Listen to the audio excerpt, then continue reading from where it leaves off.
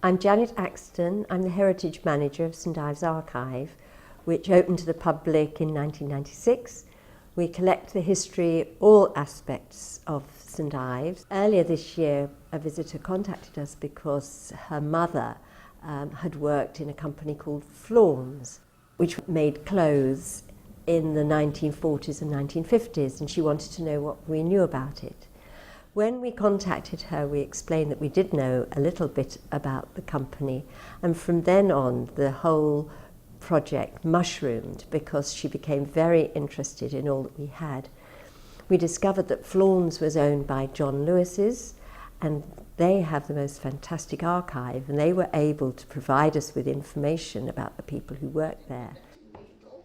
We were really pleased that the archivist, Judy Faraday, was able to come down to join us for our workshop, and she brought with her quite a lot of original documents, including fantastic minute books of the meetings of the directors of Florns over the years. And in fact, they sent us a list of all the women in 1958 who were in St Ives working in their factory. There were lots of machinists, and in the document that I've got here, which relates to an article in one of the local house magazines, it says that there are 81 partners employed with over 7 years membership. This is in 1958.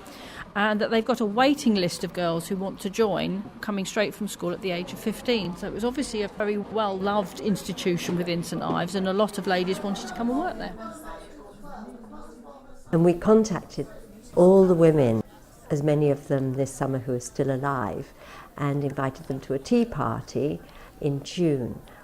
We expected about 20 or 25 people, and in the event we had over 50 people, and many of them hadn't seen each other for ages. It was a very exciting occasion, and we asked them whether they would like to be part of a bigger workshop where we could learn much more about them and the work that they did. Florns wasn't the only company making textiles in St Ives. Ever since 1926, we'd had the Crusade silk factory situated in an old pilchard cellar, which was now empty, down by the island. And that was taken over by two Yorkshiremen, Tom Heron, the managing director, and Alex Walker, who was a brilliant designer. He was an artist, and he turned his paintings into designs. And in this factory, beautiful silk clothes were made. They were printed by hand block prints to beautiful designs by Alex Walker in all sorts of different colourways. But unfortunately, Tom Heron had to leave in 1939, and the company limped along until 1939 when it went bankrupt. And we've discovered that there was a connection between Crusade and the managers of Florns. When Florns was bombed in London in 1940, they moved the workforce down to St Ives because they knew that there was a workforce of women who were used to making clothes, which was very unusual for Cornwall. Florns opened up in a separate factory, but just down the road from where the Crusade silk factory had been. And the factory itself was taken over by a company called Hamptons, but because of the war, they organised for camouflage nets to be made. Nets had been made by the fishermen for years because fishing is the major industry. Every woman and daughter knew how to make nets. So they made the nets at home, and then they brought them to the factory. And they were then converted into camouflage nets by putting strips of material through the mesh. And then these nets would be put over tanks and other things to hide them. They made a number of other things at Hamptons that to do with war work, and in fact they worked 24 hours. There were 3 shifts, and the women even worked the night shift. When the war was over, Hamptons took it back over again, and they made mattresses but soon after they began to make clothes and overalls and other garments. And then Florence, a few years later, was taken over by a company called Berkatex, and then it closed down and they moved into the factory that Hamptons had occupied.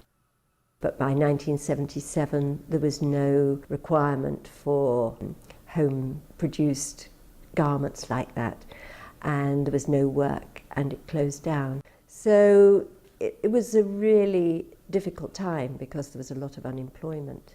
But I should say that those series of companies really provide an enormous amount of employment, especially for women, for those 40 years.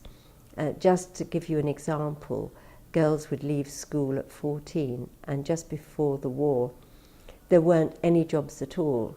And so doing war work at the factory suddenly produced jobs for a group of young women who would never have been able to be employed. So we must remember how important these businesses were to the economy of the town. Our workshop was very well organised. We advertised it widely and also had written to the people who we'd invited to the tea party earlier in the year.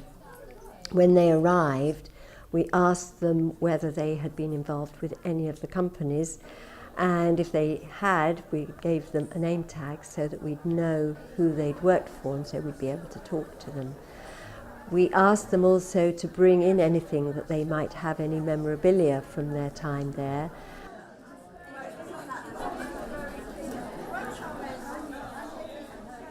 We had some knitting needles, photographs, pieces of material. We did a number of displays, one on Florence, one on Crusade, one on Hampton's factory during wartime.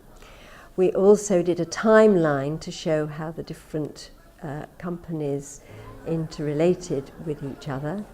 We had a film show of a lot of photographs from our collection. We also had a slideshow of images of many of the designs, the Crusade designs, which are held at the Penley Gallery and Museum in Penzance. We talked to the women, and also we organised trying to knit a string vest, which was one of the things that was done at Hampton's factory. My name is Mary Quick, and I helped my grandfather when he made nets during the war, mainly by filling the needles, which was a great help because they had to stop making the net if they had to go and fill the needles. So usually the children would fill the needles and then they could carry on.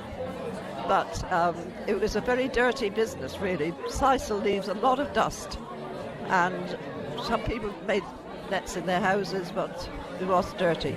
But my grandfather was in his loft, his net loft, and he made his nets there. It was good fun compared to what life seems to be like in these days, and especially at Christmas. We always made, we would do certain things at Christmas that was fun, although we were still working. We had to learn to do the stitching and how to do certain things on the garment. Some were easier to make than others. I mean, if we made evening dresses, they would take longer.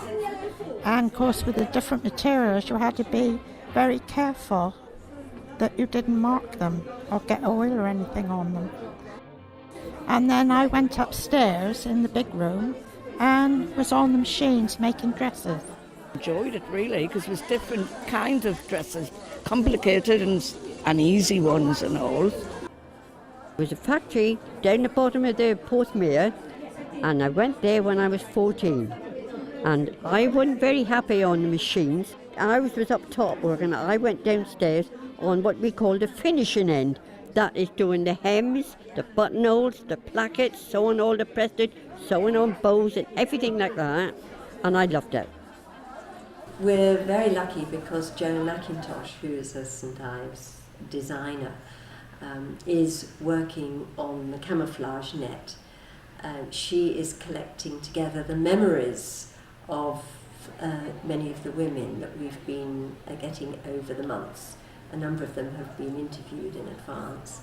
And she's going to put their memories onto strips of calico, and these will be woven into the resulting net that's going to be made. Hi, we're the three girls. I'm Betty. I'm Gail. I'm Dorothy. And we're going to sing Boogie Woogie Bugle Boy like you've never heard it before. He was a famous trumpet down from out Chicago way. He had a boogie style that no one else could play. He was a tough man at his scrap. But then his number came up and he was down with the drive. He's in the army now, a blowing reveille. In the middle of the workshop, we were visited by three young women, and they sing songs from the 1940s and wartime songs. They sang three songs, and they were in rather lovely 1940s floral print dresses, and they're wonderful 1940s hairstyles, and they sing in close harmony. And they were absolutely marvellous, brought back wonderful memories of the music of that time. He makes the company jump when he plays reveille. He's the boogie woogie bugle boy, I can't believe it. And the interesting thing is that a lot of these women still live in the area, but they don't always keep in contact with each other. And we met a number of them who were meeting up with friends that they hadn't seen for 20, 30, 40 years. So it was a marvellous reunion, and they were able to have tea and marvellous cakes and enjoy the day. And we were overwhelmed with the numbers who turned up. A lot of people think that there is no community anymore in St Ives. We don't believe that at the archive, and this goes to prove that the community is actually very strong. You just need to go out and find it. We had a lovely time. We were all together, and it wasn't like proper we worked, but we enjoyed it because we had good company, like a family, my girl. Like we were just like one family. Really lovely. Lovely.